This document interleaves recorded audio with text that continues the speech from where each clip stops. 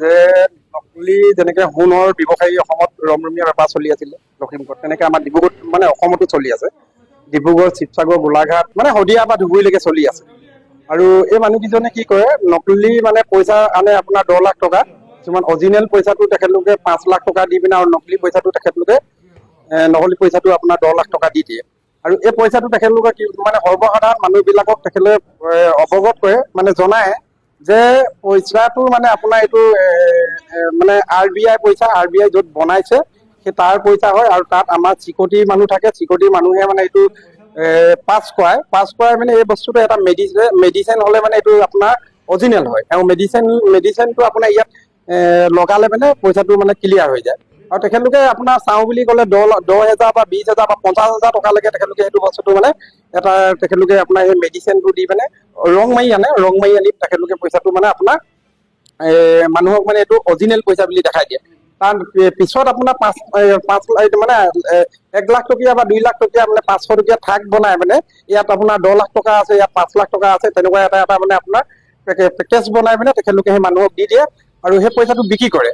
আৰু বিক্ৰী কৰি পিনে বস্তুটো ইমানেই ধুনীয়াকে পেকিং কৰি মানে মানুহে খুলিবলৈ সময় নহয়। আৰু তেখেতলোকে মানে ঘৰত গৈহে খুলিবগে পাৰে। আৰু পইচাটো তেখেতক মানে লগে 10 লাখ টকা দিলে 5 লাখ টকা লৈ 10 লাখ টকাটো দি পঠিয়াই দিয়ে। কিন্তু এইটো ভুৱা একেবাৰে হৈ আছে। আমি ডিব্ৰুগড়ত গম পালো, আমাৰ কিছুমান মানুহে গাড়ী বিক্ৰী পিনে এই ব্যৱসায়টো কৰিছে। ব্যৱসায় মানে পইচাটোৰ কাৰণে কিছুমানৰ লোক থাকে, ভাল অফিচাৰ মানুহ ইয়াত আছে। আমি অফিচাৰ তেনেকুৱা মানুহৰ পৰা আমি কৃষক মুক্তি সংগ্ৰাম সমিতি, আমাৰ ডিব্ৰুগড় মই নগৰ সমিতি হয় সভাপতি, আৰু আমাৰ কৃষক মুক্তি সংগ্ৰাম সমিতি আৰু অসম জাতীয়তাবাদী যুৱ ছাত্ৰ পৰিষদে আমি খবৰটো পাই পিনে তেখেতলোকক খবৰ কৰিছিলো যে আমাকো পইচা লাগে।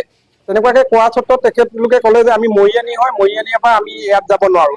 আৰু আমি অসমৰ মানুহক মানে আপোনাৰ শদিয়া পৰা ধুবুৰীলৈকে অসমৰ কোনো এখন জিলা অসমীয়া মানুহক নিদিয়ে। তেখেতলোকে এতিয়া বিচাৰিছে আপোনাৰ বাহিৰৰ মানে নৰ্থ ইষ্ট, আপোনাৰ অৰুণাচল, নাগালেণ্ড, তেনেকুৱা নগা মানুহক বিচাৰিছে। আৰু তেতিয়া আমি ক'লো যে আমি নাগালেণ্ডৰ পৰা, অৰুণাচলৰ পৰা মানুহ আহিব, নগা মানুহ আহিব, তেখেতলোকে পইচাটো ল'ব, আপোনালোকে দিব পাৰিব নাই? আমি দিব পাৰিম, 10 লাখ টকা দিব পাৰিম। তেনেকে ক'লে আমি তেখেতলোকক ডিব্ৰুগড়লৈ মাতিছিলো, ডিব্ৰুগড়লৈ নাহিলে।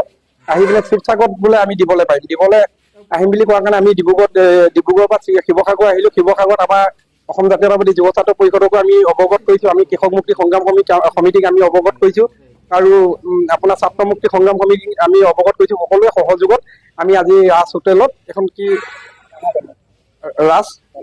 ৰাজ প্লেচত আমি ইয়াত তেখেতলোকে ৰুম লৈ পেলাই পইচাটো এক্সচেঞ্জ কৰি থকা মানে কৰিম বুলি কোৱা অৱস্থাত তেখেতলোকে পেকেটিং কেইটা আনি পিনে ৰুমত থওঁতে আমি ধৰি পিনে এতিয়া আপোনাৰ প্ৰশাসনক গতাই দিছে।